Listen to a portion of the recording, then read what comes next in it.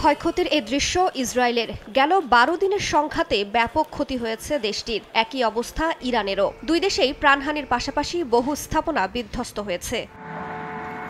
গণমাধ্যমের তথ্য অনুযায়ী ইরানে ইসরায়েলের হামলায় ৯০০-র বেশি মানুষের প্রাণহানি হয়েছে। মারা গেছেন ১২ জনের বেশি আইআরজিসির শীর্ষ কমান্ডার সহ কয়েকজন পরমাণু বিজ্ঞানীও।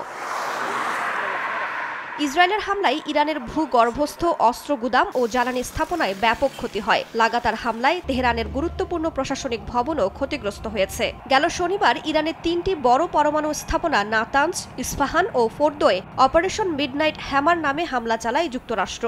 এতে ফোর্দোতে বিদ্যুৎ বিভ্রাটের কারণে প্রায় ১৫,০০০ সেন্ট্রিফিউজ যন্ত্র আংশিক বা পুরোপুরি বিকল হয়ে যাওয়ার আশঙ্কার কথা জানায় আন্তর্জাতিক পরমাণু সংস্থা। মঙ্গলবার আবারও গিলান প্রদেশে হামলা চালায় নেতানিয়াহু বাহিনী। এতে ক্ষতিগ্রস্ত হয়েছে অনেক আবাসিক ভবন। ইরানের হামলায় ইসরায়েলেও ব্যাপক ক্ষয়ক্ষতি হয়েছে। তেল আবিব, জেরুজালেম, হাইফা বন্দর সহ বিভিন্ন গুরুত্বপূর্ণ অবকাঠামো লক্ষ্য করে শত শত ক্ষেপণাস্ত্র ও ড্রোন ছড়ে তেহরান। ক্ষতিগ্রস্ত হয় ইসরায়েলের সবচেয়ে বড় তেল শোধনাগার ও শীর্ষ গবেষণা কেন্দ্র।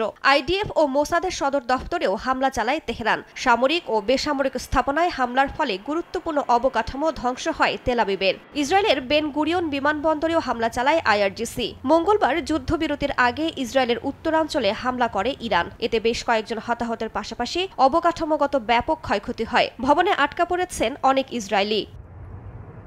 আন্তর্জাতিক গণমাধ্যম বলছে, ইরানের ধারাবাহিক ক্ষেপণাস্ত্র হামলায় ইসরায়েলের ৯,০০০-এর বেশি মানুষ গৃহহীন হয়েছেন। ক্ষতিগ্রস্ত হয়েছে ২০০-র বেশি আবাসিক ভবন ও ২,০০০-এর বেশি অ্যাপার্টমেন্ট।